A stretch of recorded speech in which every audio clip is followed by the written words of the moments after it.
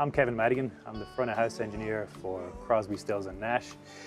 We're here at the Greek Theatre in Los Angeles today, using a SD7 with some really nice Waves plugins installed, and we're going to talk about that a little bit today.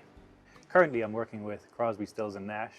Previous to that, I've worked with Smashing Pumpkins, Lucinda Williams, Phil Lesh, Eels, a host of other acts. But, Crosby, Stills and Nash has kept me busy for about the last 3 years. For our audience, you know, they're coming here expecting something, and you know, the main character of Crosby, Stills and Nash has always been the vocal blend, and that's super important. And you know, it's not an easy thing. It's something that requires constant attention.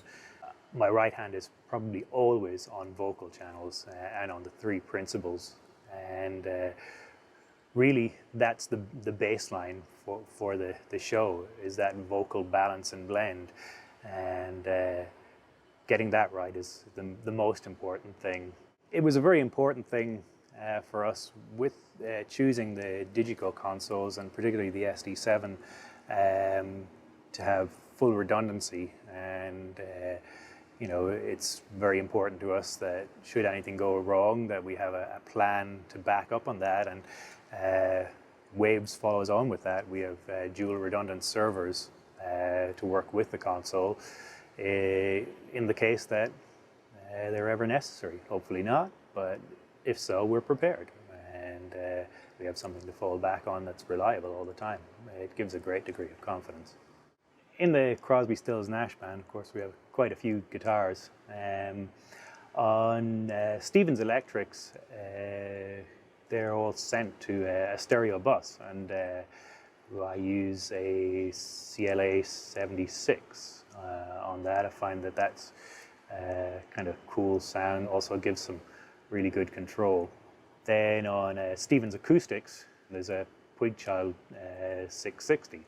And the reason for this is because of a happy accident in the studio, where we got an absolutely fantastic sound while using the hardware unit, with some settings that could have been considered unsuitable. But that's what I'm after with the plug-in sound, and it gives the guitar a kind of unique sound. We use some LA2As on David's acoustic guitars, particularly in the songs where he's finger picking, and I find that gives a great tonal character and a degree of control. On the bass, we've been using the Puigchild 660. There's just a great character from that plug-in, just as much as the hardware unit, which you know, you really just can't bring one of those on the road. I don't know how much or who can afford one anymore. On the keyboards, we're using the low air plugin for some of the songs as an effect in one particular song called Cathedral, where there's a really huge church pipe organ sound, and that really gives a wonderful low end, really warm character. It's a really cool effect. So just had a look at one of the vocal chains using the Waves processors, and there's a C6, CLA 76 and a CLA 2A chained together. I find that gives it a great amount of control on the vocal, and can get it sounding just the way I want it. We're going to have a look at the drum bus compressor here, and we're using the SSL bus comp. The balance between the compressed and uncompressed bus is what gives the drums the character, or more maybe describe it as in your face kind of sound, depending on how hard we're hitting the compressor. That SSL classic bus compressor sound it's just gorgeous, and we can get it in multiple instances with the Waves plugins. We were always aware of the quality of Waves plugins.